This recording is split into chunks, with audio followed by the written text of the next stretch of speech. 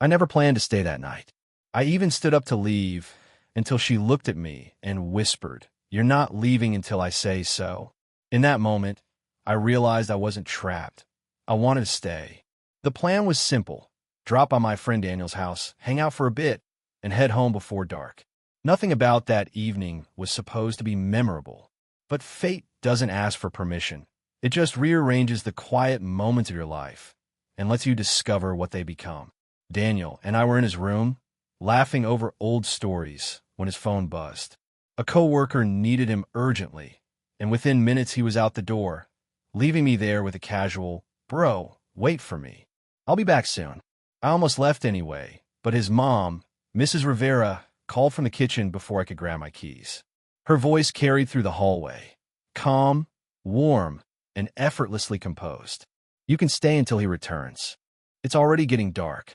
I step into the living room to see her setting a small tray on the coffee table. 2 cups, tea still steaming, as though she somehow knew I'd sit down. She was nothing like the women my age. There was a grounded grace in the way she moved, a quiet confidence in how she carried herself. Her dark hair was tied loosely, a few strands falling against her cheek, and her eyes, sharp yet gentle, felt like they saw more than I ever said.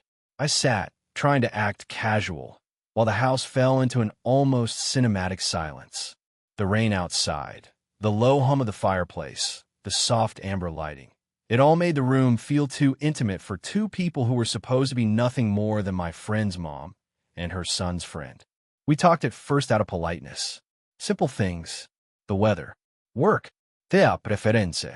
But conversations have a way of expanding when 2 lonely parts of the soul recognize their reflection in another. She asked about my plans, my ambitions, what I wanted out of life. No one asked that sincerely anymore, not at my age. Her questions weren't small talk, they were invitations. As she listened, she rested her elbow on the arm of the chair, chin against her fingers, fully focused on me. It was disarming. I wasn't used to being looked at like that, like my words mattered.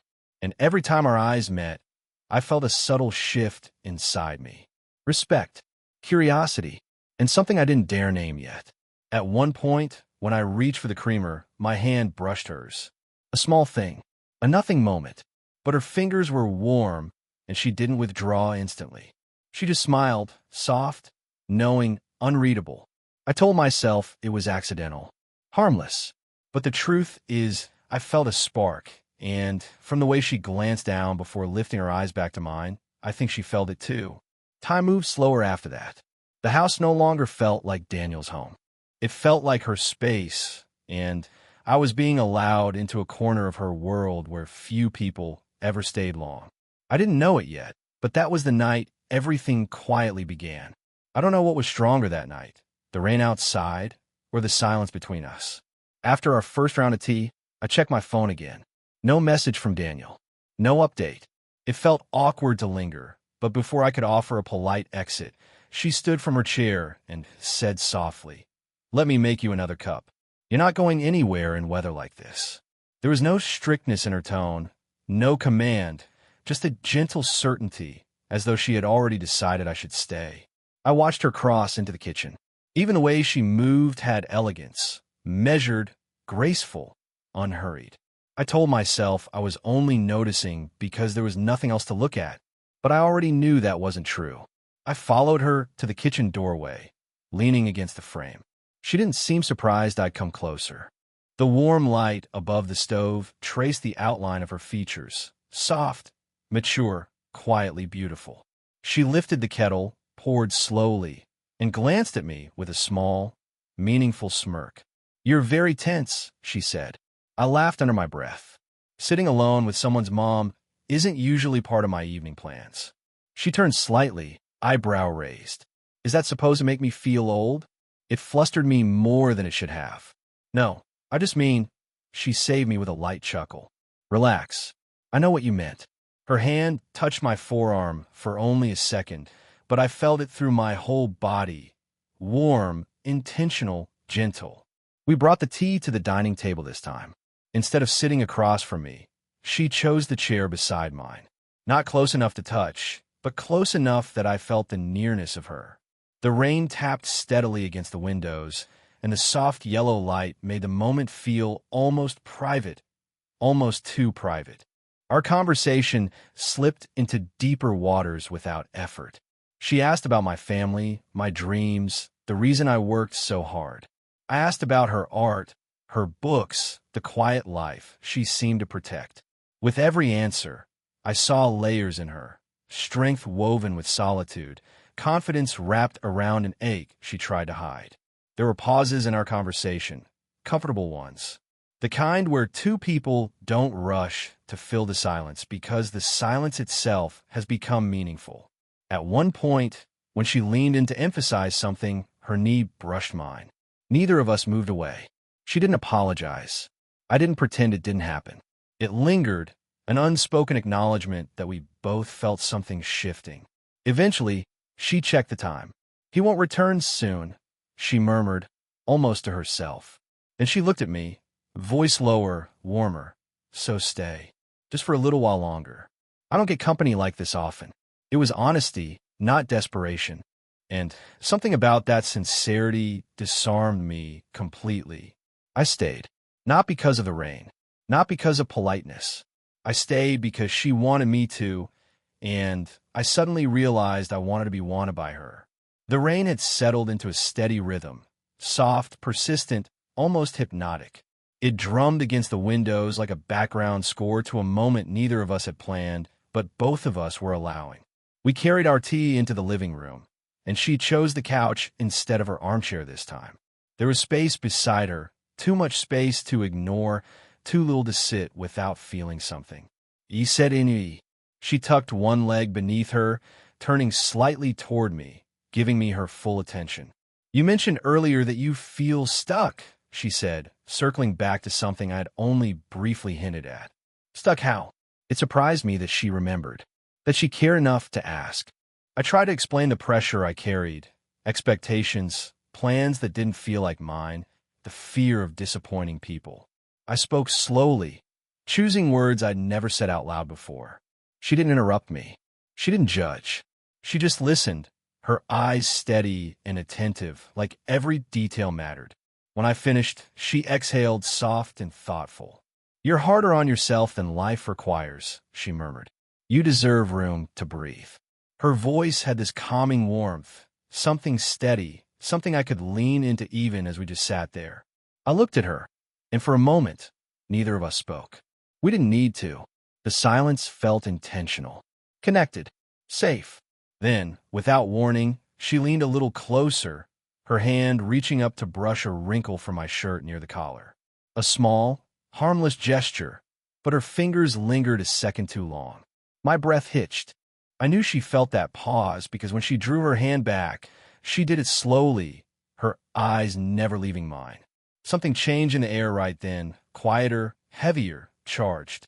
She cleared her throat gently, as if to break whatever was building, and changed the topic with a soft smile. "Tell me what makes you happy. Not what you're supposed to say. What actually makes you feel alive." We traded pieces of ourselves after that. Favorite songs, places we wanted to see, memories we wished we could relive. And with every shared detail, I felt the gap between our worlds shrinking. She wasn't my friend's mom anymore. She was a woman with depth, humor, and dreams she had tucked away for far too long. At some point, she grew quiet. Not distant, just thoughtful. Her gaze drifted toward the window, where the reflection of the room shimmered against the glass. "It's strange," she whispered, "how easy it is to talk to you." I could have said the same. Instead, I simply nodded. Her hand rested on the cushion between us, not touching me, but close enough that the invitation was there, unspoken. I didn't take it, but I didn't move away either. Her presence felt too close for the situation we were in. And yet, I didn't want even an inch of space between us.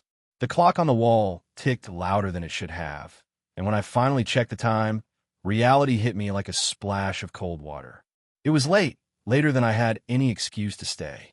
The cozy calm of the house had become dangerous. Not because I felt unsafe, but because I felt too safe.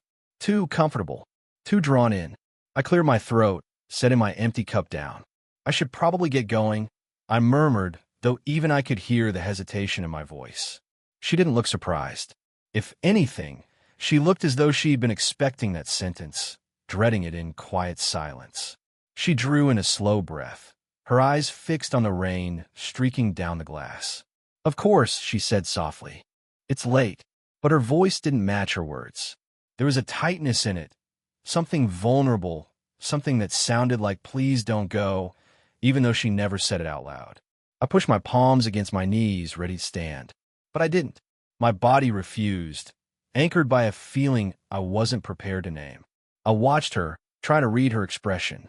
She kept her gaze on the window, arms folded loosely, shoulders held too still, as if one wrong movement might reveal everything she was trying to hide. Finally, she turned her head slightly, not fully facing me.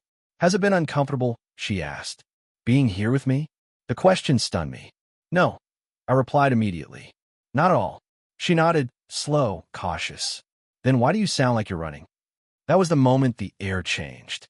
She shifted, finally looking at me. Her eyes were steady, searching, painfully honest. She wasn't asking for romance, or attention, or validation. She just didn't want the moment to end. I exhaled, admitting quietly, "I'm not running." Her voice dropped to a breath. "Then stay. Just a little longer."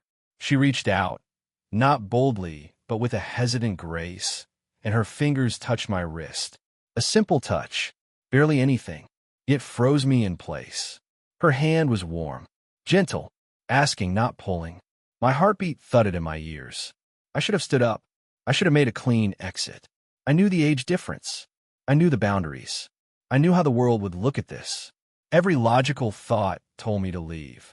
But she looked at me not as my friend's mother, not as a woman trying to hold on to her youth, but as a person who had been lonely for far too long, and who had finally found someone who saw her. I leaned back slowly into the couch. Her hand slipped away, but the warmth of it stayed on my skin. Neither of us spoke for a while. We just sat in that delicate silence, the kind that forms when two people both feel something they're afraid to admit. I knew I should have left, but I also knew I didn't want to.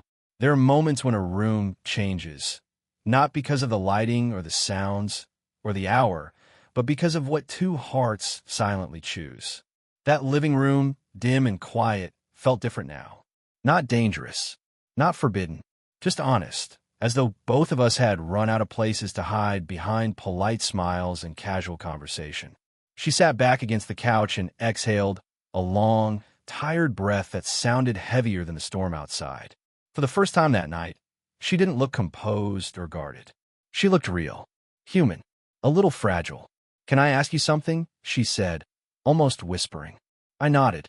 "Do you ever feel," she continued, eyes lowered to her hands, "like you missed your chance at happiness, and now you're just pretending you're okay with what life gave you instead?" Her voice didn't shake, but it carried years of holding herself together, years of smiling through lonely rooms and empty mornings. I didn't answer right away. Instead, I waited. I sensed she wasn't done. She stared at her wedding ring finger, empty, yet still outlined with a faint impression where a band once rested. "I spent so long trying to be what everyone needed," she said. "A good wife, a good mother, a stable home. And when it all fell apart, I didn't know who I was without those roles. I still don't." Her eyes glistened, but no tears fell. She was too strong to break easily, and too exhausted to keep pretending she didn't still hurt. Instinct, not logic, made me reach for her hand. She didn't resist. Her fingers trembled in mine, and that one small detail unraveled something in me. To the world, she was confident, mature, collected. But in that moment, her vulnerability was louder than any elegance she wore. "For what it's worth," I said quietly, "you don't have to be something for anyone tonight. Not for me." She looked up then, really looked. Her eyes softened, not with desire, but with relief. She leaned her shoulder gently against mine, the side of her body resting close. It wasn't flirtation. It wasn't strategy. It was a woman finally allowing herself to be held, even in the smallest way. I wrapped an arm around her, and she didn't move away. Her cheek rested lightly against my chest. I could feel her breathing, slow, uneven at first, then steadier as she settled into the moment. I didn't speak. I didn't have to. Sometimes the greatest comfort is wordless. After a while, she murmured, "Thank you." I didn't realize how long it's been since I felt safe with someone. I tightened my arm around her just enough to let her know she wasn't alone. The storm outside continued. The house stayed quiet. And there, in that fragile closeness, something irreversible happened. Not a confession, not a kiss, not a line crossed, but a wall falling. A wall she had lived behind for years. And once a wall falls, you can never pretend it wasn't broken. I don't know how long we stayed like that. Her head on my chest, my arm around her, the storm humming softly as if afraid to interrupt us. But eventually, she lifted herself from my shoulder and sat upright, almost startled by her own vulnerability. She brushed her hair back, not meeting my eyes. I gave her space, even though a part of me didn't want the distance to return. "I should apologize," she murmured. "I wasn't planning on unloading all of that." "You don't have to apologize," I said gently. "You trusted me. I'm not going to make you feel foolish for that." She smiled, but it was faint, the kind of smile someone gives when they want to believe you but fear life has taught them better. I stood, mostly to hide the electricity still running through me. "Maybe I should really get going now," I said softly. This time I meant it, or at least I tried to. But the moment I took a step, her expression changed. Something urgent flickered across her face. Fear, longing, and something she didn't want to lose again. I turned toward the hallway, reaching for my jacket. That's when I heard her voice, quiet but firm. "Don't." I froze. Slow footsteps approached behind me. Then I felt her hand, just her fingertips at first, touch my back. Not pulling, just asking, "Please don't go." I turned to face her. Her eyes glistened, not with helplessness, but with finally spoken truth. She swallowed hard. "You walked into this house as my son's friend," she said, voice trembling, "and I tried to keep you in that box. I tried to stay composed, proper, distant." She shook her head, emotions breaking through every word. "But tonight, you saw me. Not as a mother, not as a host, just me. And I don't want the night to end pretending that meant nothing." I stepped closer, slow, unsure, drawn to her and terrified by how much I already cared. "If I stay," I whispered, "everything changes." Her breath caught. She looked up at me, really looked, and for the first time, she didn't hide what she felt. "I know." Then, with a bravery I didn't expect, she added, "You're not leaving until I say so." It wasn't control. It wasn't demand. It was confession, raw, trembling real. A plea layered beneath a whisper. "Stay because you want to, not because you're trapped." I stepped forward, closing the space between us. My hands gently found her waist. Hers rested over my heartbeat. We didn't kiss. We didn't rush. We just leaned into each other, foreheads touching, breaths mixing, the moment heavy with everything we hadn't dared to say. The house felt impossibly still. No lies, no pretending, no distance. Just two people who had finally stopped running from the truth. And in that closeness, without a single reckless touch, the line between should and want quietly disappeared. Part of me thought everything would be easier now, that once the truth was spoken, once the tension wasn't hiding beneath smiles and glances, the path forward would magically appear. But it wasn't like that. After everything that happened between us, the hesitation, the long silences, the words that almost slipped out too early, we found ourselves sitting together in the living room, close but quiet, as if we were both afraid that saying the wrong thing might shatter the delicate peace we'd finally reached. The late afternoon sunlight poured through the windows, soft and warm, painting golden edges along her hair. Her presence beside me felt different now. Not forbidden, not secret, just real.